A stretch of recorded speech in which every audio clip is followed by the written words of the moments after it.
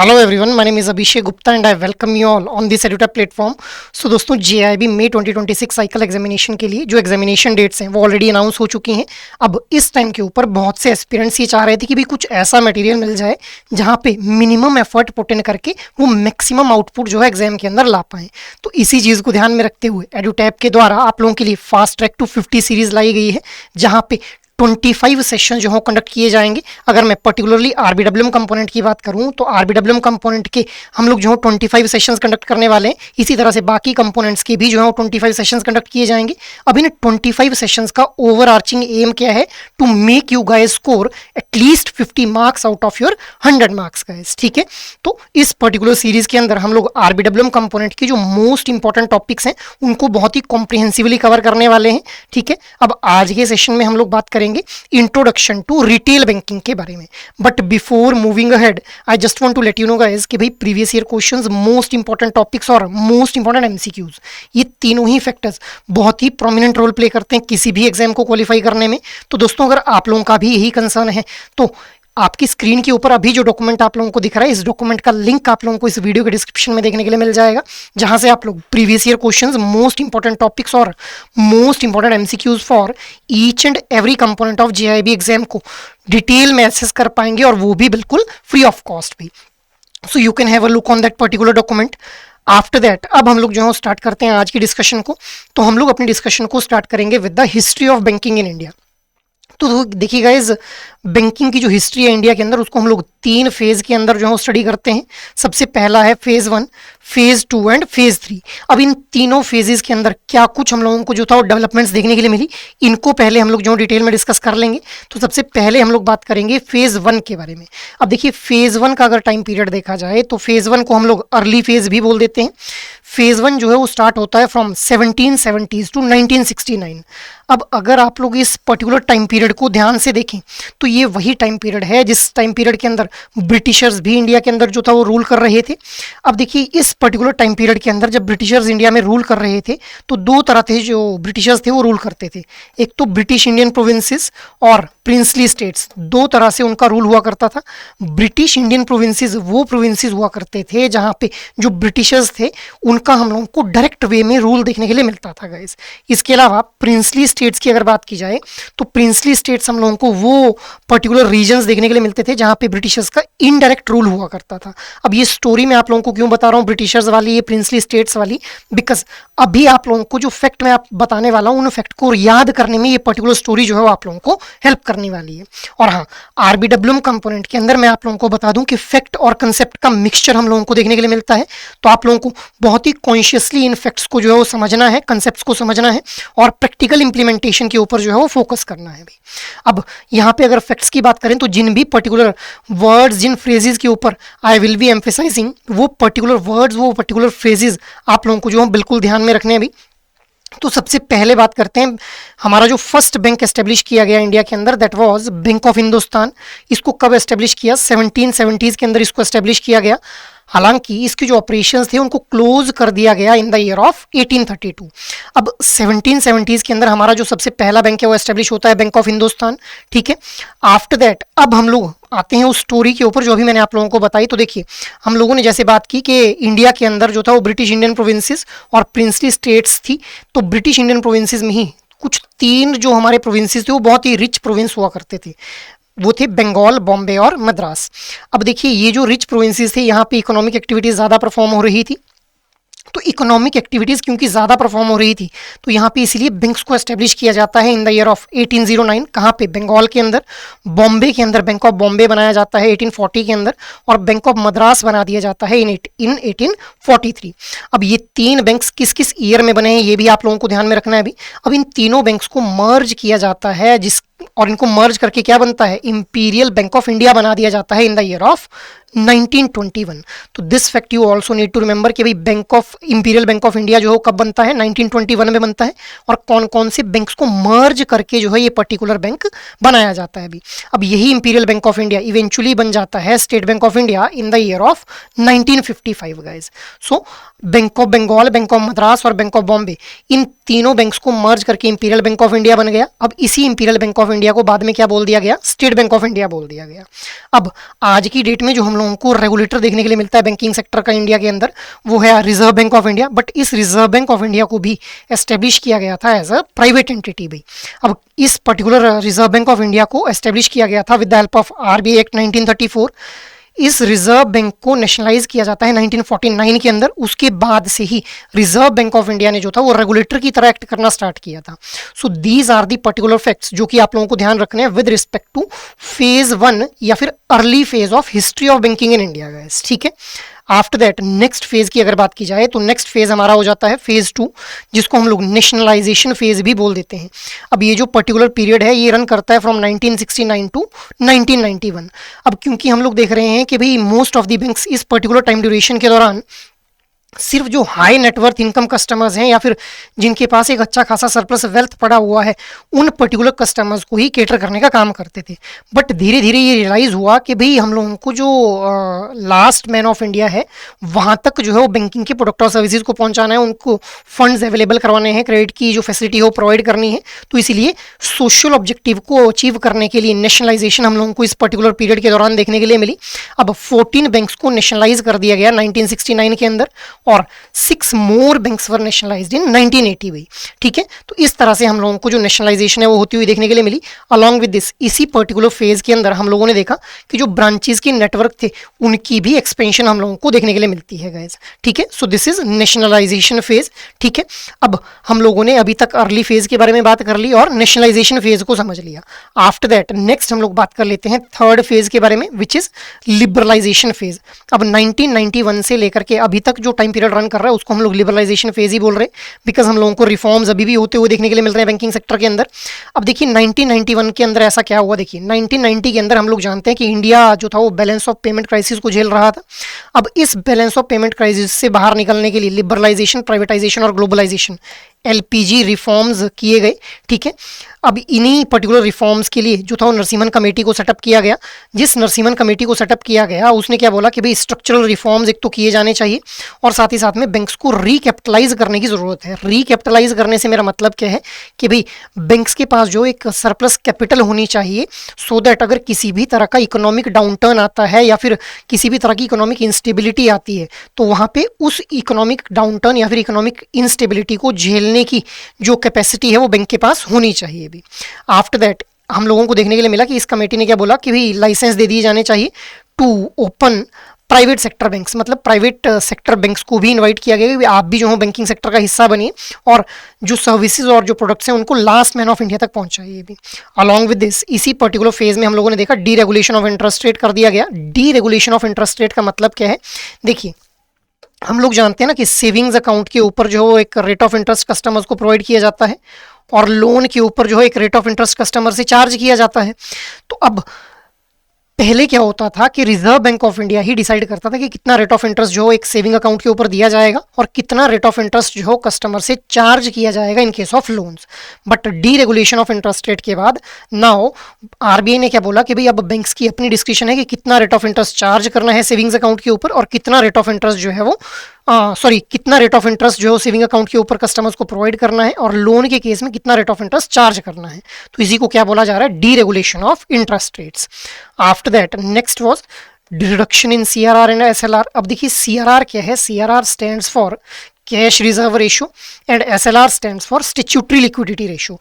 CRR का मतलब क्या है, जहाँ पे बैंक्स को कुछ एक सरप्लस अमाउंट ऑफ कैश, मतलब एक सर्टेन अमाउंट ऑफ कैश जो रिजर्व करके रखना पड़ता है विद द RBI, जिसको कंटिजेंट सिचुएशन के अंदर जो बैंक्स यूज कर सकते हैं। फिर इसी तरह SLR क्या है, SLR is a statutory liquidity ratio, जिसके थ्रू बैंक्स के द्वारा जो इन्वेस्टमेंट की जाती है मार्केट के अंदर in the form of gold securities, ठीक है। तो यहाँ पे अब रिडक्शन कर दी गई, मतलब बैंक्स को जो था वो ये जो पर्टिकुलर परसेंटेज ऑफ अमाउंट था इसको रिजर्व करने की ज़रूरत नहीं थी, चाहे वो इन्वेस्टमेंट की फॉर्म में इन केस ऑफ SLR या फिर रिजर्व करने की फॉर्म में इन केस ऑफ CRR। तो जिससे बैंक्स के पास एक सरप्लस फंड ज़्यादा बच जाए और वो अपने डे टू डे ऑपरेशंस को और एफिशिएंटली रन कर पाएँ भी। So this was also seen in liberalisation phase. इसके अलावा इंक्रीज्ड कॉम्पिटिटिवनेस। अब क्योंकि हम लोगों ने यहाँ पे लिबरलाइजेशन, प्राइवेटाइजेशन और ग्लोबलाइजेशन जैसे रिफॉर्म लाए, जिस वजह से इंडिया के अंदर फॉरेन बैंक्स की एंट्री होती है, प्राइवेट सेक्टर बैंक्स को ऑलरेडी लाइसेंस दिए जा रहे हैं, तो जिस वजह से कंपटीशन हम लोगों को इंक्रीज होता हुआ देखने के लिए मिलता है इन द बैंकिंग सेक्टर भी। ठीक है, तो ये हम लोगों ने थर्ड फेज के बारे में बात कर ली। अब देखिए अगर आज की हम लोग बात करें तो प्रेजेंटली हम लोग देख पा रहे हैं कि भाई there are 12 public sector banks, 21 private sector banks, 45 foreign banks, 43 regional rural banks and 96,000 regional cooperative banks are there.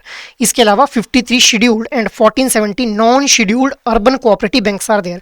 अब ये नंबर ऐसा आप लोगों को ध्यान में नहीं रखना है, क्योंकि इसका नंबर जो चेंज होता रहता है और यहाँ से जो है वो क्वेश्चन भी आप लोगों से कोई नहीं पूछने वाला कि कितने पब्लिक सेक्टर बैंक हैं या फिर कितने रीजनल रूरल बैंक्स हैं, बट हाँ आप लोगों को एक बेसिक आइडिया ज़रूर होना चाहिए भी। अब हम लोगों को जो डेटा ध्यान में रखना है वो है कि जो आरबीआई के द्वारा भी लेटेस्ट डेटा रिलीज किया गया है regarding the aggregate gross non performing assets, तो जो gross non performing asset ratio है for all scheduled commercial banks in India, वो हम लोगों को देखने के लिए मिलता है। आरबीआई ने क्या बोला कि भाई वो 20 साल में सबसे लो देखने के लिए मिला हम लोगों को मार्च 2025 के अंदर, और वो कितना था 2.2% भी। अब the total amount of gross non performing asset was around 2,73,413 crore. अब ये नॉन परफॉर्मिंग एसेट क्या होता है, एनपीए क्या होता है? देखिए हम लोग जानते हैं कि बैंक्स के द्वारा जब लोन डिस्ट्रीब्यूट किए जाते हैं तो उन लोन्स के थ्रू जो है बैंक्स को कुछ ना कुछ इनकम जरूर होती है in the form of interest, पर जब वो इनकम आना बंद हो, अब इन्हीं लोन को हम लोग क्या बोलते हैं, एसेट प्रोडक्ट्स बोल देते हैं, बट जब वो इनकम आना इन लोन्स के थ्रू बंद हो जाएगी तो इन्हीं लोन अकाउंट्स को हम लोग क्या बोल देंगे, नॉन परफॉर्मिंग एसेट्स बोल देंगे।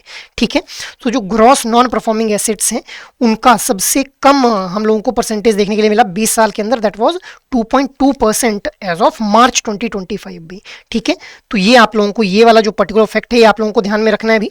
तो ये हम लोगों ने हिस्ट्री ऑफ बैंकिंग को डिस्कस कर लिया कि किस तरह से हम लोगों को हिस्टोरिकल एवोल्यूशन जो है वो देखने के लिए मिला with respect to banking sector in India. After that अब हम लोग आते हैं रिटेल बैंकिंग के ऊपर। तो देखिए रिटेल बैंकिंग को समझने से पहले हम लोगों को बात करनी है कि भाई बैंक्स काम कैसे करते हैं। तो देखिए हाउस होल्ड के द्वारा जो भी अपना सरप्लस फंड है उस सरप्लस फंड को जो है वो डिपॉजिट कर दिया जाता है विद द बैंक्स। अब बैंक्स के द्वारा इस जो फंड डिपॉजिट किया गया है इन हाउस होल्ड्स के द्वारा उसके ऊपर कुछ ना कुछ रेट ऑफ इंटरेस्ट भी जो है वो हाउस होल्ड्स को प्रोवाइड किया जाता है। और ये जो सरप्लस फंड है जिस फंड को जो था वो डिपॉजिट किया गया हाउस होल्ड्स के द्वारा बैंक्स के अंदर, इस फंड को आगे फर्दर लेंड कर दिया जाता है टू द बिजनेस फर्म और टू द गवर्नमेंट एंटिटीज। और जब ये बिजनेस फर्म या फिर गवर्नमेंट एंटिटीज इस बोरोड अमाउंट को रीपे करेंगी बैंक को, तो ये भी कुछ ना कुछ रेट ऑफ इंटरेस्ट बैंक को पे करेंगी। तो अब ये हम लोगों को दो तरह के इंटरेस्ट यहाँ पे देखने के लिए मिल रहे हैं, एक वो इंटरेस्ट जो कि बैंक प्रोवाइड कर रहा है कस्टमर्स को, और एक वो रेट ऑफ इंटरेस्ट जो कि बैंक रिसीव कर रहा है फ्रॉम दिस बिजनेस फर्म्स और गवर्नमेंट। तो दोनों के बीच का जो इंटरेस्ट का डिफरेंस है उसको हम लोग बोलते हैं डिफरेंशियल रेट ऑफ इंटरेस्ट, जिसके थ्रू बैंक अपने डे टू डे ऑपरेशंस को जो है एफिशिएंटली रन कर पाते हैं। और अगर हम लोग देखें तो बैंक्स एक्चुअल में क्या काम कर रहे हैं, देखिए banks are adding the function of saving and investment, तो इनके द्वारा सेविंग की जानी है और इन्वेस्टमेंट का जो फंक्शन है उसको परफॉर्म करने में हेल्प करवा रहे हैं बैंक। ठीक है, हाउस होल्ड्स के द्वारा अपने सरप्लस अमाउंट को सेव करना है उन्होंने, तो इसमें बैंक से एड कर रहे हैं। ठीक है, या फिर इन्वेस्टमेंट रिगार्डिंग अगर किसी भी तरह की जो है वो स्ट्रेटेजी चाहते हैं इंडिविजुअल कस्टमर्स, तो वो भी कौन प्रोवाइड करते हैं, बैंक्स प्रोवाइड करते हैं। इसके अलावा बैंक्स जो हैं वो सिमुलेट करते हैं इकोनॉमिक एक्टिविटीज़ को। इकोनॉमिक एक्टिविटीज़ को कैसे सिमुलेट कर रहे हैं, अब जो फंड बैंक्स के पास आया उस फंड को आगे लैंड कर दिया बैंक्स ने बिजनेस फर्म या फिर गवर्नमेंट एंटिटीज़ को। अब इन बिजनेस फर्म या फिर गवर्नमेंट एंटिटीज़ के द्वारा इस फंड का यूटिलाइजेशन किया जा रहा है in production activities, manufacturing activities या फिर इकोनॉमिक एक्टिविटीज़ हम लोग बोल सकते हैं। तो जितनी ज़्यादा हम लोगों को प्रोडक्शन और मैन्युफैक्चरिंग होती हुई देखने के लिए मिलेगी उतनी ज़्यादा हमारी जो है वो जीडीपी का नंबर हम लोगों को इंक्रीज होता हुआ देखने के लिए मिलेगा। जीडीपी क्या है, gross domestic product, which means number of goods and services which are produced in a particular country in a given financial year भी। तो जितनी ज़्यादा हम लोगों को जो है वो यहाँ पे बैंक के द्वारा फंड लैंड करता हुआ देखने के लिए मिलेगा उतनी ही ज़्यादा इकोनॉमी जो है प्रॉस्पर भी करेगी गाइस। तो अल्टीमेटली जो बैंक्स हैं those are playing a pivotal role in the economic prosperity as well along with serving the function of saving and investment भी। ठीक है, तो ये हम लोगों ने बैंक्स क्या काम करते हैं और किस तरह से काम करते हैं इसके बारे में बात कर ली। आफ्टर दैट अब हम लोग बात कर लेते हैं कि भाई रिटेल बैंकिंग क्या होती है गाइस। तो देखिए रिटेल बैंकिंग की अगर बात की जाए, बैंक्स को हम लोगों ने समझ लिया, तो अब रिटेल बैंकिंग का मतलब क्या है कि जब भी बैंकिंग की जो प्रोडक्ट और सर्विसेज हैं वो ऑफर किए जाएंगे टू द इंडिविजुअल कस्टमर्स, तो उसी को हम लोग क्या बोल देंगे, रिटेल बैंकिंग बोल देंगे। अब क्या कुछ हम लोगों को जो बैंकिंग प्रोडक्ट एंड सर्विसेज देखने के लिए मिलते हैं, तो current account and savings account, fix deposits, loans, mortgages, para banking and digital banking product and services भी। अब देखिए करंट एंड सेविंग्स अकाउंट के ऊपर हम लोग जानते हैं कि कस्टमर्स को जो है एक लो रेट ऑफ इंटरेस्ट बैंक के द्वारा प्रोवाइड किया जाता है। इसी तरह से फिक्स डिपॉजिट के केस में भी एक high rate of interest customers को प्रोवाइड किया जाता है। और ये जो current account, savings account, fix deposits, these are actually the part of deposit products by the bank. Deposit products इनको हम लोग बोल देते हैं। करंट अकाउंट और जो सेविंग्स अकाउंट है ये हमारे बन जाते हैं डिमांड डिपॉजिट्स का पार्ट, क्योंकि यहाँ से ऑन डिमांड फंड विड्रॉ किया जा सकता है। जबकि फिक्स डिपॉजिट जो पार्ट बन जाता है हमारा टाइम डिपॉजिट का भाई, क्योंकि एक फिक्स ड्यूरेशन ऑफ टाइम के लिए यहाँ पे फंड को डिपॉजिट कर दिया जाता है, उसके बाद ही इसके थ्रू जो फंड है उसको निकाल सकते हैं हम लोग। आफ्टर दैट लोन्स की अगर बात की जाए तो loans are the example of asset product for a bank guys. Asset हो जाते हैं लोन एक बैंक के लिए। Similarly mortgage is also asset for a bank, because हम लोग देख पाते हैं कि लोन्स के थ्रू बैंक्स को जो इंटरेस्ट की फॉर्म में इनकम होती है, मतलब there is inflow of fund for the bank, that is why these are the part of retail asset products along with this para banking products. अब देखिए para banking product and services कौन से product and services हैं? जिन product and services के through bank को जो है एक फी बेस्ड इनकम अर्न होती है और साथ ही साथ बैंक को किसी भी तरह के रिस्क के अंदर पार्टिसिपेट नहीं करना पड़ता है अभी, जैसे म्यूचुअल फंड्स हो गए, इंश्योरेंस हो गए, डेबिट कार्ड्स हो गए, क्रेडिट कार्ड्स हो गए, these are the para banking product and services भी। After that next is digital banking. अब देखिए digital banking product and services का पार्ट हमारे वो प्रोडक्ट और सर्विसेज बनते हैं which are offered by using the digital means guys, ठीक है। तो ये हम लोगों ने बात कर ली कि किस तरह के प्रोडक्ट एंड सर्विसेज ऑफर किए जाते हैं रिटेल बैंकिंग के अंदर। आफ्टर दैट जो इंडिविजुअल कस्टमर्स हैं those are large number of depositors, मतलब जो टारगेट कस्टमर्स हैं those are volume driven in number भी। वॉल्यूम ड्रिवन कस्टमर्स हम लोगों को यहाँ पे देखने के लिए मिलते हैं। वॉल्यूम ड्रिवन कस्टमर का मतलब क्या है कि large number of customers are there, ठीक है। और इनका जो टिकट साइज है that is small. Ticket size small होने का मतलब क्या है कि इनके द्वारा जो लोन लिया जाता है वो भी कम अमाउंट का रहता है और जो डिपॉजिट किया जाता है अमाउंट वो भी कम अमाउंट का फंड ही जो है वो डिपॉजिट किया जाता है अभी। तो आई होप रिटेल बैंकिंग के अंदर कौन कौन से प्रोडक्ट एंड सर्विसेज ऑफर किए जाते हैं और टारगेटेड कस्टमर्स कौन से रहते हैं, उनकी क्या कुछ फीचर्स रहते हैं वो हम लोगों को समझ आ गया। आफ्टर दैट नेक्स्ट हम लोग बात कर लेते हैं कैरेक्टरिस्टिक्स ऑफ रिटेल बैंकिंग के बारे में। तो देखिए क्या कुछ कैरेक्टरिस्टिक्स हैं। तो टारगेट कस्टमर्स कौन है यहाँ पे? इंडिविजुअल कस्टमर्स या फिर small organisations are the target customers. इसके अलावा लार्ज नंबर ऑफ कस्टमर्स रहते हैं, वॉल्यूम ड्रिवन कस्टमर्स हैं, अभी हम लोगों ने बात की। Many product and services are offer to the customers, क्योंकि वॉल्यूम ड्रिवन कस्टमर्स हैं तो बहुत ज्यादा प्रोडक्ट और सर्विसेज भी देखने के लिए मिलते हैं। कौन कौन से प्रोडक्ट एंड सर्विसेज हैं अभी हम लोगों ने समझा भी। After that both physical and virtual services are provided. Physical and virtual services का मतलब क्या है कि भाई हम लोग ब्रांच लेवल के ऊपर भी सर्विसेज प्रोवाइड करते हैं और हम लोग जो है वो डिजिटल मींस ऑनलाइन मीडियम का यूज करके भी सर्विसेज जो है प्रोवाइड करते हैं in case of retail banking. अब यहाँ पे जो स्मॉल और मीडियम बिजनेसेस हैं these are also the target customer with respect to the retail banking भी। I hope these characteristics are clear to you all.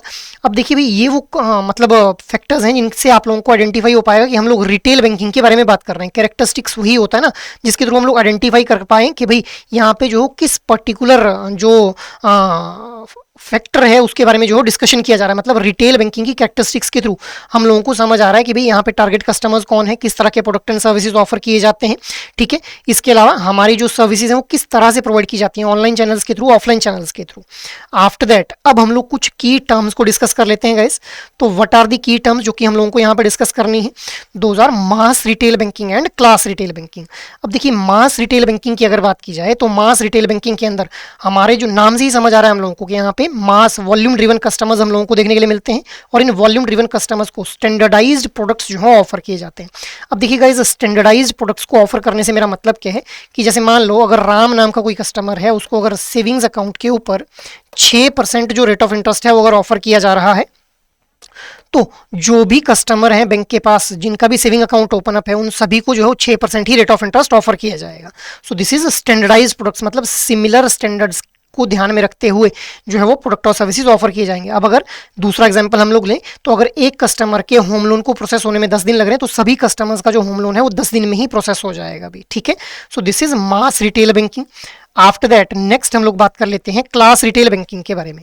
अब देखिए भाई क्लास रिटेल बैंकिंग के अंदर who are the target customers? So niche या फिर जो high net worth income customers हैं those are the target customers with respect to the class retail banking. अब यहाँ पे कस्टमाइज्ड प्रोडक्ट्स जो हमारे कस्टमर्स को प्रोवाइड किए जाते हैं। जो भी कस्टमर्स हमारे ऐसे हैं जिनके पास एक हाई नेटवर्थ इनकम है, जिनके पास एक अच्छा खासा सरप्लस फंड पड़ा हुआ है, उनके लिए जो है वो कस्टमाइज्ड प्रोडक्ट्स, टेलर्ड प्रोडक्ट्स यहाँ पे ऑफर किए जाते हैं। जैसे मान लो कोई एक हाई नेटवर्थ इंडिविजुअल कस्टमर है, उसको अगर आप लोगों के द्वारा जो डेबिट कार्ड इशू किया जाना है तो उस डेबिट कार्ड के ऊपर उसका नेम, उसकी डेट ऑफ एनिवर्सरी, ठीक है, उसका डेट ऑफ बर्थ और कुछ प्रीमियम केसेस के अंदर हम लोगों को उसका फोटोग्राफ भी एम्बोस होता हुआ देखने के लिए मिलता है guys. So this is how class retail banking के अंदर एक हम लोग जो हो कस्टमाइज्ड या फिर टेलर्ड प्रोडक्ट जो हो कस्टमर्स को प्रोवाइड करते हैं सो दैट उनको वैल्यूएबल फील करवाया जा सके भी। आफ्टर दैट नेक्स्ट हम लोग बात कर लेते हैं एडवांटेजेस वर्सेस कंस्ट्रेंट्स इन रिटेल बैंकिंग के बारे में। तो क्या कुछ एडवांटेजेस यहाँ पे देखने के लिए मिलती हैं। सबसे पहली एडवांटेज है risk is spread in case of retail banking भी। अब देखिए रिस्क के स्प्रेड होने का मतलब क्या है, क्योंकि हम लोगों ने देखा कि यहाँ पे वॉल्यूम नंबर ऑफ कस्टमर्स हैं, अलग अलग तरह के जो कस्टमर्स हैं उनके द्वारा अलग अलग तरह के लोन लिए गए होंगे। किसी ने होम लोन ले रखा है, किसी ने पर्सनल लोन ले रखा है, किसी ने व्हीकल लोन ले रखा है, किसी ने एजुकेशन लोन ले रखा है। अब सभी के सभी कस्टमर एक ही टाइम के ऊपर डिफॉल्ट कर जाएं इसकी प्रोबेबिलिटी बहुत ही कम है, इसीलिए क्या बोला जा रहा है risk is spread in case of retail banking भी। आफ्टर दैट नेक्स्ट एडवांटेज क्या है, good scope for cross selling is there. अब देखिए क्रॉस सेलिंग का मतलब क्या है कि कस्टमर की प्रेजेंट नीड को भी हम लोगों ने एड्रेस करना है और साथ ही साथ उसकी फ्यूचर नीड को भी कैटर कर लेना है भी, ठीक है। तो इसको बोलते हैं क्रॉस सेलिंग। अब क्योंकि वॉल्यूम ड्रिवन कस्टमर्स हैं तो हम लोग जैसे मान लो आप लोगों के पास कस्टमर आता है बैंक में, वो बोलता है कि मुझे जो है वो अपना एक ज्वाइंट अकाउंट जो ओपन अप करवाना है। वो आप लोगों का एग्जिस्टिंग कस्टमर है, आपने उससे बात की, आपको समझ आया ही इज न्यूली मैरिड, तो आपने उसको बताया कि भाई सर आप न्यूली मैरिड हैं तो you must be planning to buy a new vehicle for your family now, bigger vehicle for your family. तो हमारे पास जो व्हीकल लोन अभी प्रोवाइड किया जा रहा है, जो हमारे एग्जिस्टिंग कस्टमर्स हैं उनको बहुत ही कंसेशनल रेट ऑफ इंटरेस्ट के ऊपर हम लोग जो है व्हीकल लोन दे रहे हैं। सो ये क्या हुआ, आप लोगों ने उसकी प्रेजेंट नीड को एड्रेस कर दिया और साथ ही साथ उसकी फ्यूचर नीड को भी कैटर करने की कोशिश की। So good scope for cross selling is there. After that wide interest spread is there. Wide interest spread का मतलब क्या है, देखिए हम लोगों ने अभी समझा कि करंट अकाउंट या फिर सेविंग अकाउंट के केस में एक बहुत ही लो रेट ऑफ इंटरेस्ट जो कस्टमर्स को प्रोवाइड किया जाता है, जबकि लोन के केस में एक हाई रेट ऑफ इंटरेस्ट जो कस्टमर से चार्ज किया जाता है, और करंट अकाउंट में तो कोई भी जो रेट ऑफ इंटरेस्ट है वो कस्टमर्स को प्रोवाइड नहीं किया जाता है। अब लोन के केस में ज़्यादा rate of interest bank charge कर रहा है, सेविंग अकाउंट के केस में बहुत ही कम रेट ऑफ इंटरेस्ट प्रोवाइड किया जा रहा है, जिस वजह से जो इंटरेस्ट स्प्रेड है वो हम लोगों को इंक्रीज होता हुआ देखने के लिए मिल जाता है। और इन लोन्स के केस में हम लोगों को देखने के लिए मिलता है कि जो रिटेल लोन्स रहते हैं वहाँ पे कंपेरेटिवली ज़्यादा रेट ऑफ इंटरेस्ट चार्ज किया जाता है, क्योंकि वहाँ पे जो कस्टमर है उसके पास इतनी नेगोशिएटिंग पावर नहीं है कि भाई वो नेगोशिएट कर पाए कि कम रेट ऑफ इंटरेस्ट के ऊपर उसको लोन दिया जाएगा, ठीक है। सो जिस वजह से हम लोगों को इंटरेस्ट का जो स्प्रेड है, मतलब अब लोन के ऊपर रेट ऑफ इंटरेस्ट ज़्यादा है, सेविंग अकाउंट के ऊपर रेट ऑफ इंटरेस्ट कम दिया जा रहा है, जिस वजह से जो हमारा स्प्रेड है, इंटरेस्ट का स्प्रेड है, वो हम लोगों को ज़्यादा देखने के लिए मिलता है, वाइडर देखने के लिए मिलता है, which ultimately leads to the profit for a bank भी। आफ्टर दैट नेक्स्ट एडवांटेज क्या है, मास कलेक्शन ऑफ डेटा। अब ऑब्वियसली जब भी कस्टमर्स को कोई भी प्रोडक्ट और सर्विस ऑफर किया जाता है तो हम लोग उसके डेटा को ज़रूर वहाँ पे कलेक्ट कर पाते हैं गाइस। तो जिसके लिए यहाँ पे बोला जा रहा है कि मास कलेक्शन ऑफ डेटा है। अब जितना ज़्यादा मास कलेक्शन होगा हमारे पास डेटा का, उतने ही बेटर वे में हम लोग जो कस्टमर के जो नीड्स हैं उनको एड्रेस कर पाएंगे, नीड्स को फुलफिल कर पाएंगे by providing right kind of product at the right time with the right price guys. After that next जो हमारी एडवांटेज है that is less volatility in the credit cycle than the large corporates. अब देखिए इसका क्या मतलब है कि हम लोगों को रिटेल बैंकिंग के केस में देखने के लिए मिलता है कि जो क्रेडिट की डिमांड रहती है वो मोर और लेस स्टेबल रहती है, चाहे मार्केट में बूम फेज है चाहे रिसेशन फेज है।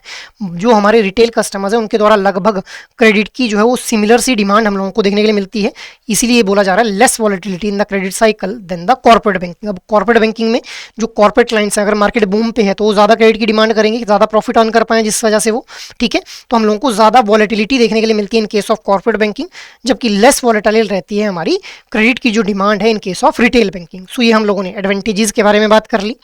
आफ्टर दैट नेक्स्ट हम लोग बात कर लेते हैं कंस्ट्रेंट्स के बारे में। अब देखिए गाइस कंस्ट्रेंट्स की अगर बात की जाए तो सबसे पहला जो कंस्ट्रेंट है that is managing a large number of clients. अब एक तरफ हम लोगों ने बात की कि भाई वॉल्यूम ड्रिवन कस्टमर्स देखने के लिए मिल रहे हैं, बट इतने ज़्यादा नंबर ऑफ कस्टमर्स को मैनेज करना खुद में ही एक चैलेंज हो जाता है, क्योंकि कौन से कस्टमर को किस तरह के प्रोडक्ट की रिक्वायरमेंट है, कौन से कस्टमर की एफडी कब मैच्योर हो रही है, कौन से कस्टमर को कौन सा प्रोडक्ट ऑफर करना है, किस रेट ऑफ इंटरेस्ट के ऊपर ऑफर करना है, ये मैनेज करना जो खुद में ही एक चैलेंजिंग सिचुएशन है। So it is a constraint in retail banking.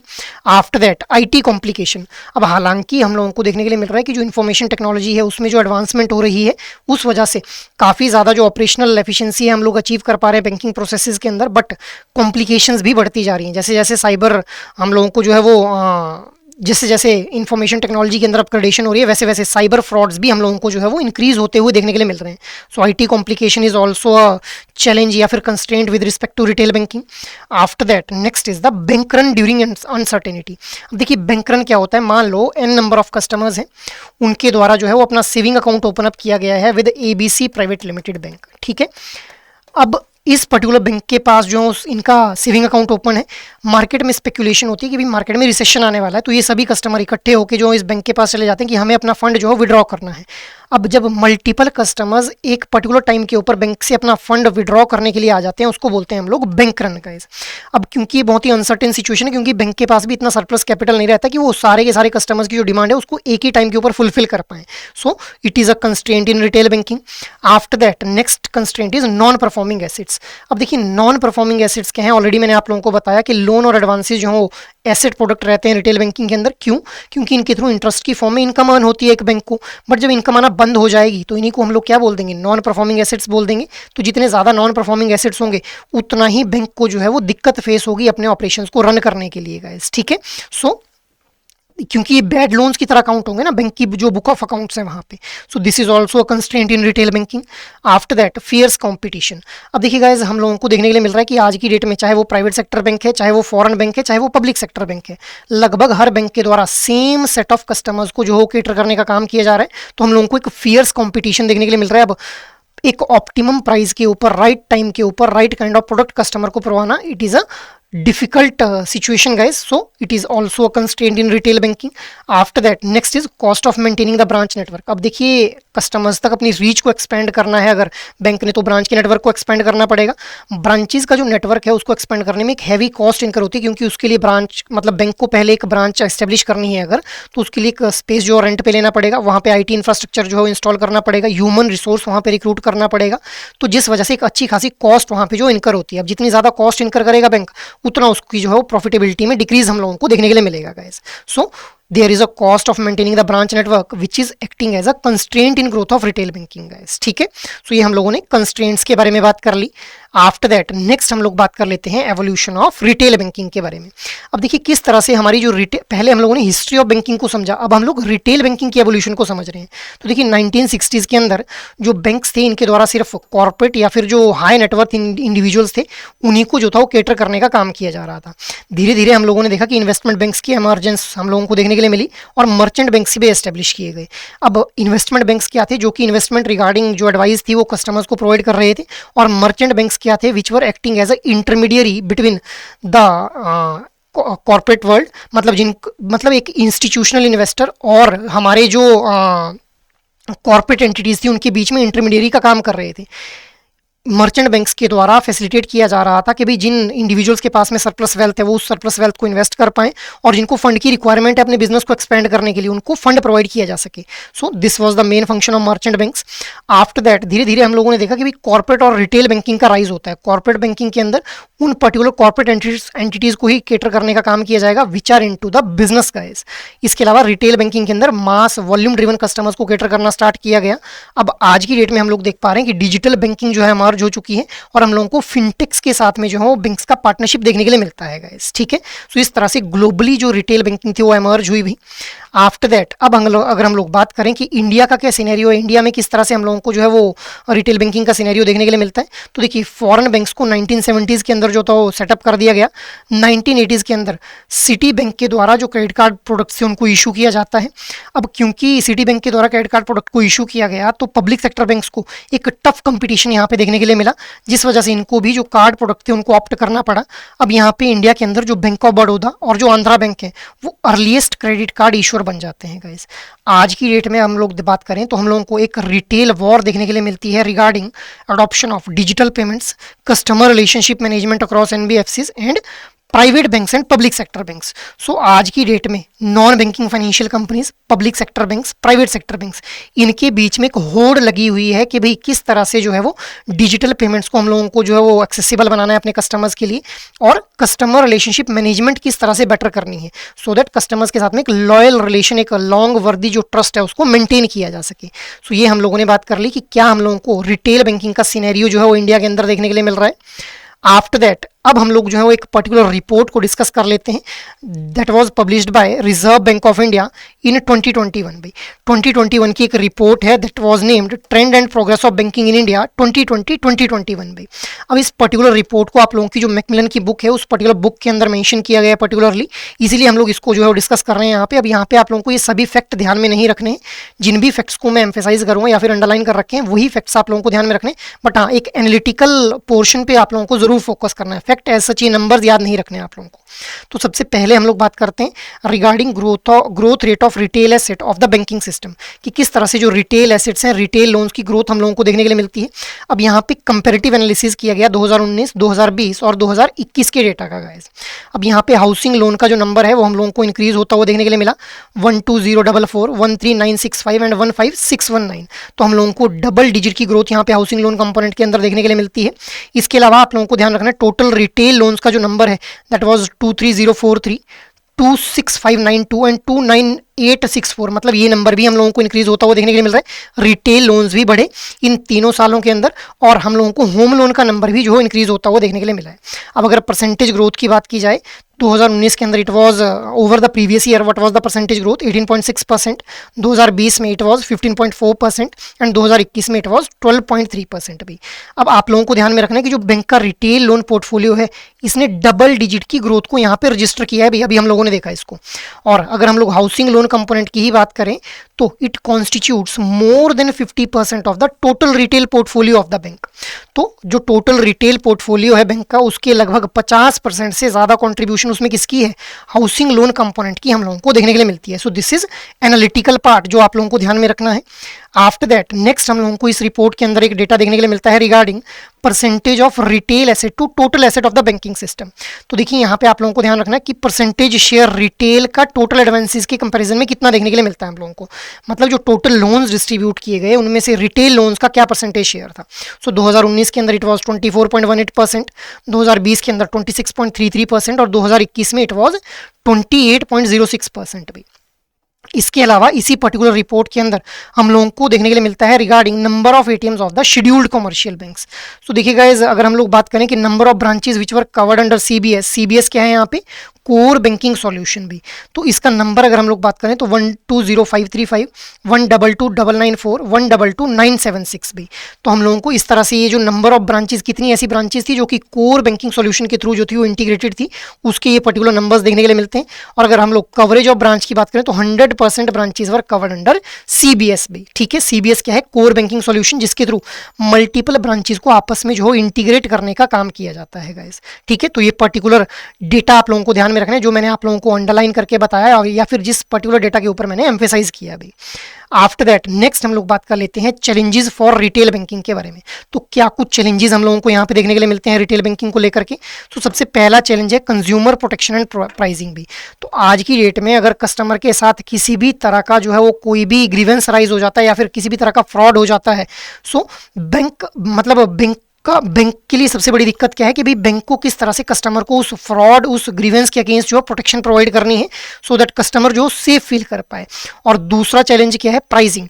Pricing का मतलब क्या है कि भाई किस तरह से एक लो प्राइस के ऊपर अपने प्रॉफिट्स को भी बैंक ने मेंटेन करना है और कस्टमर के लिए भी वो प्राइस जो है अफोर्डेबल होना चाहिए। अब जैसे मान लो लोन प्रोडक्ट ऑफर कर दिया कस्टमर को, उसके ऊपर मान लो हाउसिंग लोन है, उसके ऊपर आप लोगों ने 18% रेट ऑफ इंटरेस्ट रख दिया, तो it is not affordable for the customer. So इसीलिए it is also a challenge कि भाई किस तरह से एक ऑप्टिमम प्राइस के ऊपर कस्टमर को right kind of product provide करना है, बैंक को उसमें अपना प्रॉफिट भी मेंटेन करना है और कस्टमर की नीड को भी सेटिस्फाई करना है।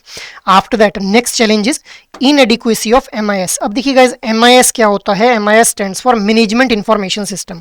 हम लोगों ने अभी तक ये समझ लिया कि भाई हमारे पास रिटेल बैंकिंग के अंदर जितना बढ़िया डेटा होगा उतना ही बढ़िया जो है हम लोग कस्टमर की नीड को एड्रेस कर पाएंगे।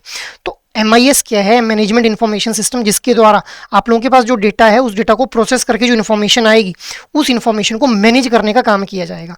बट अगर आप लोगों के पास मैनेजमेंट इन्फॉर्मेशन सिस्टम जिसके थ्रू उस इन्फॉर्मेशन को मैनेज करना है वही सही नहीं है, so it will also act as a challenge for retail banking. क्योंकि देखिए MIS के बेसिस के ऊपर जो इन्फॉर्मेशन है उस इन्फॉर्मेशन का यूज़ करके ही आप लोगों को अल्टीमेटली डिसीजन लेने, तो अगर MIS ही इनएडिक्वेट है तो definitely it will be a challenging situation for the retail banking. After that understanding the KYC और एंटी मनी लॉन्ड्रिंग इश्यूज। अब देखिए KYC क्या है, know your customer, and AML क्या है, एंटी मनी लॉन्ड्रिंग गाइस।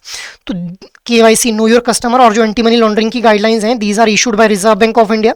अब इन गाइडलाइंस को समझते हुए कस्टमर्स को ऑप्टिमम जो काइंड ऑफ प्रोडक्ट और सर्विस है वो प्रोवाइड करना it is a challenge for retail banking. क्यों चैलेंजिंग है, क्योंकि कई बार कस्टमर जो है वो कोऑपरेट नहीं करते हैं कि भाई मुझे अपना सेविंग अकाउंट तो ओपन अप करवाना है बट मैं अपनी आइडेंटिटी जो है रिवील नहीं करूंगा।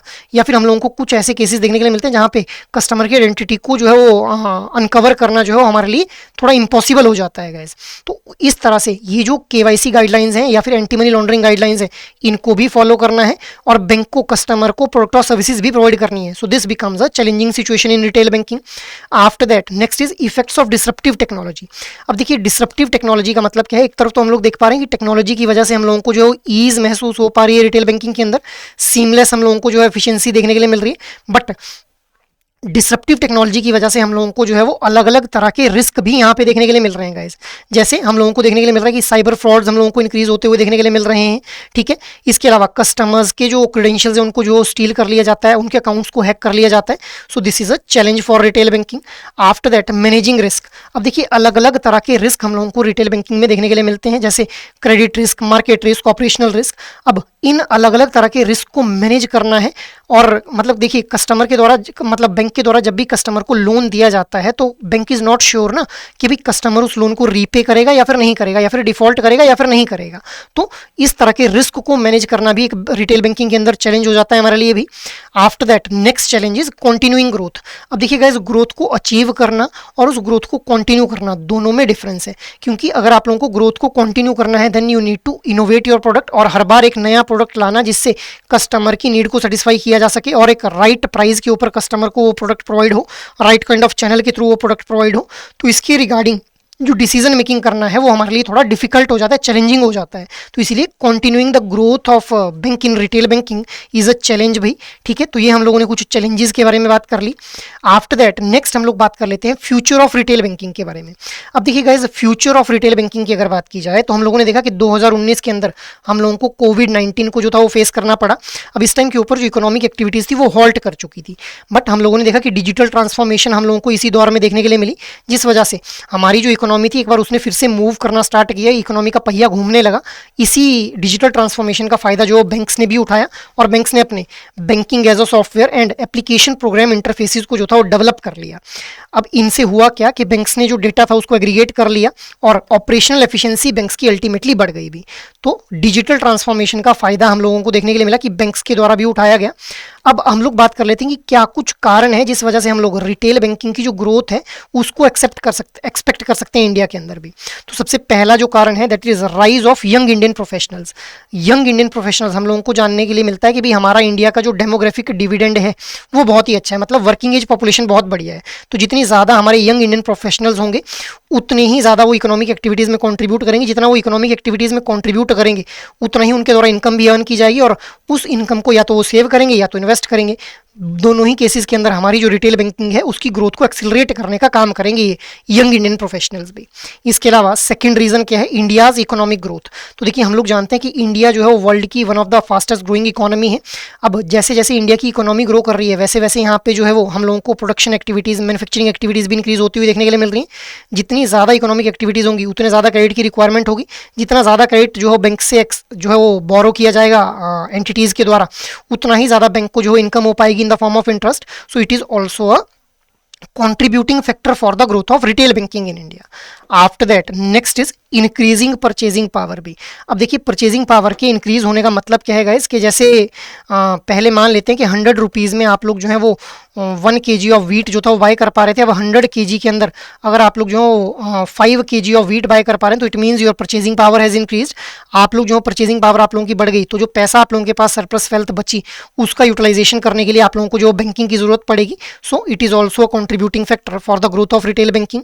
After that financial market reforms. अब फाइनेंशियल मार्केट के अंदर हम लोगों को कुछ रिफॉर्म्स देखने के लिए मिल रहे हैं जिस वजह से कस्टमर सेंट्रिक वो रिफॉर्म्स रहते हैं और जो कस्टमर्स हैं वो ज़्यादा से ज़्यादा फाइनेंशियल मार्केट के अंदर जो इन्वेस्टमेंट करने के लिए जो है वो उनको नज किया जा रहा है with the help of this financial market reforms. Single window clearance system हम लोगों को मोस्टली फाइनेंशियल मार्केट्स के अंदर अब देखने के लिए मिलता है which is also contributing factor for the growth of retail banking in India.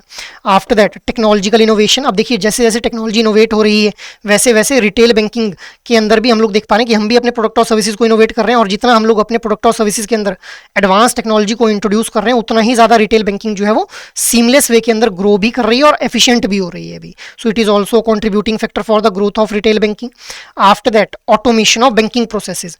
अब बैंक्स की जो प्रोसेसेस हैं उनको ऑटोमेट कर दिया जा रहा है with the help of this advance technology. Automation करने का मतलब क्या है कि भाई अगर मान लो कि भाई आप लोगों को किसी नए कस्टमर, किसी नए प्रोडक्ट के बारे में अपने कस्टमर्स को बताना है, तो ऑटोमेटिकली जो भी टारगेटेड कस्टमर्स हैं उनको एक ऑटोमेटेड मेल चली जाएगी आप लोगों के सिस्टम से। सो this is automation of banking processes. So it is also contributing factor in the growth of retail banking, क्योंकि अगर ऑटोमेशन होगा बैंकिंग प्रोसेसेस का तो अल्टीमेटली एफिशिएंटली हम लोग जो है वो अपनी जो ऑपरेशंस है उनको रन कर पाएंगे, which is a contributing factor for the growth of retail banking भी। After that next is decline in interest rate on the retail loans. अब पहले क्या होता था कि रिटेल लोन्स के ऊपर एक हाई रेट ऑफ इंटरेस्ट जो था वो चार्ज किया जाता था, बट अब हम लोग देख रहे हैं कि बहुत ही कम रेट ऑफ इंटरेस्ट के ऊपर जो रिटेल लोन्स हैं वो डिस्ट्रीब्यूट कर दिए जाते हैं, जिस वजह से ज़्यादा कस्टमर्स जो है वो अब रिटेल लोन्स को लेना प्रेफर करते हैं भी। सो it is also contributing factor for the growth of retail banking. Next is change in term of loan. तो जो टर्म्स एंड कंडीशंस हैं वो बहुत ज़्यादा फ्लेक्सिबल बना दी गई हैं, मॉरेटोरियम पीरियड वगैरह ऑफर किया जाता है कस्टमर्स को, रिलैक्सेशन पीरियड ऑफर किया जाता है, जिस वजह से कस्टमर्स ज़्यादा अब जो है वो लोन लेना प्रेफर करते हैं भी, क्योंकि ईजी टर्म्स एंड कंडीशंस के ऊपर जो लोन है वो प्रोवाइड कर दिया जाता है। तो it is also contributing factor. After that financial liquidity. अब आप लोग रिटेल बैंकिंग के अंदर अगर अपना फंड जो है वो डालते हैं, तो आप लोगों को जैसे मान लो सेविंग अकाउंट के अंदर आप लोगों ने अपना फंड डाल दिया, तो ऐसा नहीं है कि आप लोग जो उस फंड को विड्रॉ नहीं कर सकते। जब भी आप लोगों को अपनी फाइनेंशियल नीड को फुलफिल करना है, you can withdraw that amount and utilise that amount in fulfilling your financial need. So financial liquidity देखने के लिए मिलती है, जिस वजह से हम लोगों को रिटेल बैंकिंग जो है वो उसके अंदर ग्रोथ देखने के लिए मिलती है कि भाई लोगों को ऐसा नहीं है कि पैसा एक बार अगर हम लोगों ने रख दिया रिटेल बैंकिंग की किसी भी प्रोडक्ट और सर्विस के अंदर तो हम लोग उसको एक्सेस नहीं कर पाएंगे। So financial liquidity is there. After that changing consumer demographics. Consumer demographics के चेंज होने से मेरा मतलब क्या है कि कंज्यूमर जो है उनके हम लोगों को जो टेस्ट एंड प्रेफरेंस, उनका लाइफ स्टाइल, उसके अंदर हम लोगों को चेंजेस देखने के लिए मिल रहे हैं। और अगर हम लोग जो है अपने प्रोडक्ट और सर्विसेज को जो है उस चेंज के साथ में जो है इनकलकेट कर पा रहे हैं, then definitely we are able to satisfy the customer. So these all are the reason जिस वजह से हम लोग जो है वो रिटेल बैंकिंग की एक अच्छी खासी ग्रोथ फ्यूचर के अंदर एक्सेप्ट कर सकते हैं, एक्सपेक्ट कर सकते हैं इंडिया के अंदर भी। आफ्टर दैट नेक्स्ट हम लोग बात कर लेते हैं फ्यूचर ऑफ रिटेल बैंकिंग के बारे में। तो देखिए हम लोगों ने ऑलरेडी समझा कि भाई जो डिजिटल ट्रांसफॉर्मेशन है उसने एक्सिलरेट किया है भी हमारी जो रिटेल बैंकिंग है। अब किस तरह से हम लोगों को एक्सिलरेट होती हुई देखने के लिए मिल रही है, तो सबसे पहला फैक्टर यहाँ पे बात करेंगे ग्रोथ इन डिजिटल बैंकिंग हम लोगों को देखने के लिए मिला। तो एक CNBC की रिपोर्ट आती है on Fidelity national information services, जहाँ पे ये बोला गया कि भाई 200% का इंक्रीज देखा हम लोगों ने न्यू मोबाइल बैंकिंग रजिस्ट्रेशन के अंदर इन अप्रैल 2020। तो अप्रैल 2020 के अंदर लगभग 200% का इंक्रीज हम लोगों को न्यू मोबाइल बैंकिंग रजिस्ट्रेशन में देखने के लिए मिला, which was a massive growth and it was only because of the digital transformation guys. After that next factor is rapid adoption of blockchain technology. अब देखिए ब्लॉकचेन का मतलब क्या है कि जहाँ पे डेटा को एक सेंट्रलाइज्ड पॉइंट पे स्टोर करने के साथ साथ में जो नोडल पॉइंट्स हैं वहाँ पे भी डेटा को जो स्टोर किया जाता है, सो दैट डेटा को जो है वो एक्सेसिबल बनाया जा सके, ट्रांसपेरेंसी को मेंटेन किया जा सके गाइज, और सिक्योरिटी भी इंश्योर की जा सके। So it is a decentralised distributed ledger system that allows secure and transparent transaction. तो it is also because of the digital transformation भी अब हम लोगों को जो ई-रूपी देखने के लिए मिलता है उसके अंदर भी ब्लॉकचेन टेक्नोलॉजी का यूज़ किया जाता है गाइस। आफ्टर दैट नेक्स्ट हम लोग बात कर लेते हैं artificial intelligence and data science के बारे में। अब देखिए आर्टिफिशियल इंटेलिजेंस आज की डेट में आप लोगों को लगभग हर फील्ड, हर सेक्टर के अंदर जो यूज़ होता है वो देखने के लिए मिलेगा। हम लोग एडवांस एल्गोरिथम्स का यूज़ करके कस्टमर्स के डेटा को बेटर वे के अंदर जो है वो एनालाइज कर पाते हैं, कस्टमर्स के साथ जो फ्रॉड हो सकता है उस फ्रॉड को होने से बचाया जा सकता है अभी bye using the advance firewall mechanism, जिसके लिए हम लोग जो AI का यूज़ कर सकते हैं। और रिस्क मैनेज करने में भी एक बहुत ही इंपॉर्टेंट रोल प्ले कर रहा है AI एंड डेटा साइंस, क्योंकि हमारे पास जो डेटा है उसको एनालाइज कर लेंगे हम लोग, प्रीवियस हमारा जो कस्टमर है उसकी प्रीवियस ट्रांजेक्शन, जो प्रीवियस उसकी क्रेडिट हिस्ट्री है उसको बेटर वे में एनालाइज किया जा सकता है, सो दैट हम लोग जो है उसको अगर किसी भी तरह का लोन ऑफर कर रहे हैं तो हम लोग उस प्रीवियस क्रेडिट हिस्ट्री के बेसिस के ऊपर उसको लोन ऑफर करें कि भाई कितना अमाउंट का लोन देना है लोन या फिर नहीं देना है, किस रेट ऑफ इंटरेस्ट के ऊपर देना है। सो रिस्क को मैनेज करने में भी आर्टिफिशियल इंटेलिजेंस और डेटा साइंस जो हेल्प कर पा रहे हैं, और फ्यूचर में ये और ज़्यादा जो है वो बेनिफिशियल रहने वाले हैं रिटेल बैंकिंग के लिए। After that next one is the cyber security भाई।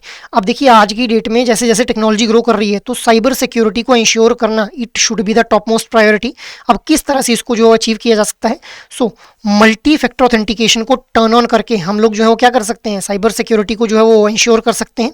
After that second step is update your software, क्योंकि जैसे जैसे आप लोग सॉफ्टवेयर को अपडेट करते हैं तो अपडेटेड सॉफ्टवेयर के अंदर एडवांस फायरवॉल मैकेनिज्म देखने के लिए मिलता है, जिससे जो हैकर्स हैं, जो फ्रॉडुलेंट एंटिटीज़ हैं, उनको आप लोगों के डेटा के साथ छेड़छाड़ करने में थोड़ी दिक्कत आती है अभी। ठीक है, आप लोगों का जो डेटा है वो और ज़्यादा सेफ और सिक्योर हो जाता है अगर आप लोग अपने सॉफ्टवेयर को अपडेट करते हैं। After that next step could be taken, that is think before you click, कि भी ऐसा नहीं है कोई भी लिंक, कोई भी मेल आ रहा है उसके ऊपर क्लिक कर दिया, किसी भी लिंक के ऊपर क्लिक कर लिया, तो you need to be think before clicking on any kind of link या फिर एनी काइंड ऑफ मैसेजेस भी। फोर्थ स्टेप क्या हो सकता है साइबर सिक्योरिटी को इंश्योर करने के लिए? By using the strong passwords. So आप लोग अल्फा न्यूमेरिक पासवर्ड्स अगर यूज़ करते हैं तो डेफिनेटली आप लोगों की उन अल्फा न्यूमेरिक पासवर्ड्स को क्रैक करना जो है थोड़ा डिफिकल्ट हो जाएगा, मतलब ये परेशानी बन जाएगी किसके लिए? जो फ्रॉडुलेंट एक्टिविटीज़ करने वाले इंडिविजुअल्स हैं, बट आप लोगों की जो साइबर सिक्योरिटी है वो इंश्योर हो जाएगी भी। So these are the 4 steps that can be taken to keep you cyber safe भी। इसके अलावा हम लोगों को देखने के लिए मिलता है कि रिजर्व बैंक ऑफ इंडिया के द्वारा भी कई तरह के कैंपेन चलाए जाते हैं, जैसे आरबीआई कहता है जानकार बनिए सतर्क रहिए, तो यहाँ पे रिजर्व बैंक ऑफ इंडिया क्या कम्युनिकेट करना चाह रहा है कि भाई आप लोगों को, इंडिविजुअल कस्टमर्स को भी क्या बनना है, अवेयर रहना है कि भाई किसी भी तरह के अननोन लिंक, अननोन नंबर के ऊपर जो आप लोगों को अपना ओटीपी शेयर नहीं करना है, किसी भी अननोन लिंक के ऊपर क्लिक नहीं करना है। So this is how cyber security can be ensured भी। After that next is payment innovations हम लोगों को देखने के लिए मिल रही हैं। अब देखिए हम लोगों को डिजिटल ट्रांसफॉर्मेशन की वजह से अलग अलग तरह की पेमेंट मेथड्स देखने के लिए मिल रहे हैं, जैसे फ़ोन पे, पेटीएम, ठीक है, व्हाट्सएप पे, अमेजॉन पे, भीम, ठीक है, इसके अलावा क्यूआर कोड को स्कैन करके भी पेमेंट की जा सकती है। So this is how retail banking का फ्यूचर हम लोगों को काफ़ी ब्राइट देखने के लिए मिल रहा है अगर डिजिटल ट्रांसफॉर्मेशन को हम लोग अडॉप्ट करते रहें भी। After that rise of big technology in banking, तो जो टेक्नोलॉजिकल जाइंट्स हैं जैसे Google, Apple, Facebook, Amazon, Microsoft, इनका भी हम लोगों को जो इन्वॉल्वमेंट अगर बैंकिंग सेक्टर के अंदर देखने के लिए मिला है कुछ प्रीवियस पीरियड के अंदर, जब से हम लोगों ने डिजिटल ट्रांसफॉर्मेशन देखी है, तो उस वजह से काफ़ी एडवांस लेवल के जो प्लेटफॉर्म्स हैं वो डेवलप किए जा चुके हैं with respect to the banking sector guys. तो डिजिटल ट्रांसफॉर्मेशन की वजह से हम लोगों को काफ़ी एक ब्राइट फ्यूचर जो है रिटेल बैंकिंग का देखने के लिए मिल रहा है। आफ्टर दैट अब हम लोग जो है कुछ क्वेश्चंस को डिस्कस कर लेते हैं जो भी हम लोगों ने अभी तक डिस्कशन किया। So there is a case study in front of you. Safe Start Bank, a mid sized bank with a strong regional presence, is reviewing its business strategy. Historically the bank has focused on corporate banking serving large industrial houses. However, the board has now identified a significant opportunity for growth in the retail segment. They plan to launch a new vertical, Safe Start Jan Sahyog, aimed at expanding their customer base and diversifying their revenue streams. The initial plan includes launching a suite of products including savings account, home loan, personal loan, auto loan and wealth management services. They also plan to invest in a robust mobile banking application to complement their widespread branch network. अब ये case study आप लोगों के सामने दी गई है। Now based on the characteristics of retail banking जो हम लोगों ने ऑलरेडी डिस्कस की, which of the following would be the least likely strategic focus for the safe start Jan Sahyog vertical to align with the core retail banking principles. So your options are designing a mass marketed pre-approved personal loan product to target the bank's existing large base of salaried account holders. Option B क्या बोल रहा है, creating a dedicated relationship manager team to provide highly customized and complex structured finance solution for a select few large corporate clients. Launching a digital KYC driven standardized saving account that can be opened instantly online by a vast number of individual customers. Developing a bundled SME सुविधा package offering current accounts, working capital loans and payment solutions specifically for small and medium sized businesses. So कौन सा जो है यहाँ पे सही option हो जाएगा? द राइट आंसर है will be option number B. So एक dedicated relationship manager team establish करना, it will be least strategic focus for the safe start Jan Sahyog, क्योंकि एक डेडिकेटेड रिलेशनशिप मैनेजर जो क्रिएट करना who will be providing highly customised and complex structure. सो ये जो है वो हमारा रिटेल बैंकिंग का पार्ट नहीं बनता है, ये पर्टिकुलरली कॉर्पोरेट क्लाइंट्स के साथ जो है ये पर्टिकुलर स्टेटमेंट डील कर रही है अभी। तो इसीलिए option B will be the right one, क्योंकि यहाँ पे पूछा ही क्या है, लीस्ट लाइकली स्ट्रेटेजिक फोकस भी, तो option B will be the right one. After that next question is consider the following statements. Statements are a bank launches a BSBD account with zero minimum balance which is advertised widely for all citizens. The same bank has a private banking division that offers personalized portfolio management and estate planning services to clients with a net worth exceeding rupees 5 crore. So which of the following correctly categorizes these banking activities? Statement 1 is an example of class retail banking. Statement 2 is an example of mass retail banking. Both statement are example of mass retail banking. Statement 1 is the example of mass retail banking. Statement 2 is an example of class retail banking. Both are the example of class retail banking. तो mass retail banking और class retail banking के बारे में हम लोगों ने बात की. Right answer here will be option number C. That is जो statement 1 है वो mass retail banking की बात कर रही है, क्योंकि BSBD अकाउंट जो कि zero with a zero minimum balance which is wide spread widely for all citizen. तो यहाँ पे ऑल सिटीजन मतलब वाइड नंबर ऑफ कस्टमर्स को कैटर करने का काम किया जा रहा है. तो मास रिटेल बैंकिंग. और यहाँ पे प्राइवेट बैंकिंग मतलब सिर्फ ऐसे कस्टमर जिनकी नेटवर्थ 5 करोड़ से ज्यादा है उनको कैटर किया जा रहा है. तो मतलब it is an example of class retail banking भी. तो that is why option C will be the right one. Next is a bank has a large portfolio consisting of thousands of home loans, auto loans and personal loans. During an economic downturn a few corporate default cause significant losses in the corporate banking division. However, the retail banking division remains profitable. Which primary advantage of retail banking is demonstrated in this scenario? Your options are wide interest spread, mass collection of data, risk is spread या फिर good scope for cross selling. So what should be the right answer? The right answer will be option number C, that is risk is spread here. अब क्यों यहाँ पे risk हम लोगों को देखने के लिए स्प्रेड देखने के लिए मिल रहा है? क्योंकि अलग अलग तरह के होम लोन, ऑटो लोन और पर्सनल लोन जो है वो एक बैंक के द्वारा जो है दिए जा रहे हैं अभी. ठीक है, तो मल्टीपल काइंड ऑफ लोन्स है. और यहाँ पे due to an economic downturn a few corporate default causing significant losses in corporate banking. जबकि रिटेल बैंकिंग डिवीजन जो प्रॉफिटेबल रहा, क्योंकि सभी ने अलग अलग तरह के लोन्स ले रखे थे. तो अलग अलग तरह के लोन एक ही टाइम के ऊपर डिफॉल्ट नहीं कर सकते, इसीलिए रिस्क इज स्प्रेड, जिस वजह से ये अभी भी प्रॉफिटेबल हम लोगों को देखने के लिए मिल रहा है रिटेल बैंकिंग भी. तो option C will be the right one. Next is a regional bank is facing a severe liquidity crisis. News of its potential losses in the bond market has led to a long queue of anxious depositors at the branches, all trying to withdraw their savings at once. So which specific constraint of retail banking is the bank experiencing most acutely? Your options are fierce competition, IT complications, bank run during uncertainty या फिर cost of maintaining the branch network. What should be the right answer? The right answer will be option number C. तो ये जो हमारी situation है ये हम लोगों को क्लियरली समझ आ रहा है कि बैंक रन के बारे में बात की जा रही है, क्योंकि multiple number of customers want to withdraw their fund at a same time भी. तो इसलिए option C will be the right one. Next is consider the following statements regarding the challenges which are faced by retail banking. Ensuring transparent pricing and protecting consumers' interest is a significant challenge. The primary risk in retail banking is sovereign risk, as most loans are guaranteed by the government. Inadequate management information system can hinder a bank's ability to monitor its retail portfolio effectively. Disruptive technology poses a challenge only to traditional public sector banks, while private banks are largely immune. So which of these statements are correct here? 1 and 2 only, 1 and 3 only, 2 and 4 only या फिर 3 and 4 only. What should be the right answer? The right answer will be option number B, that is 1 and 3 only. अब second statement क्यों गलत है? क्योंकि यहाँ पे बोला जा रहा है प्राइमरी रिस्क क्या है, सोवरन रिस्क नहीं भी.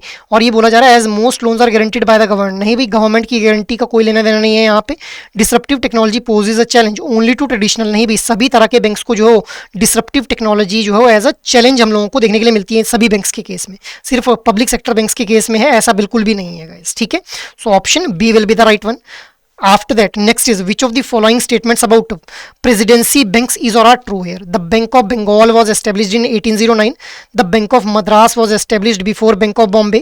All three presidency banks were merged to form the Imperial Bank of India in 1921.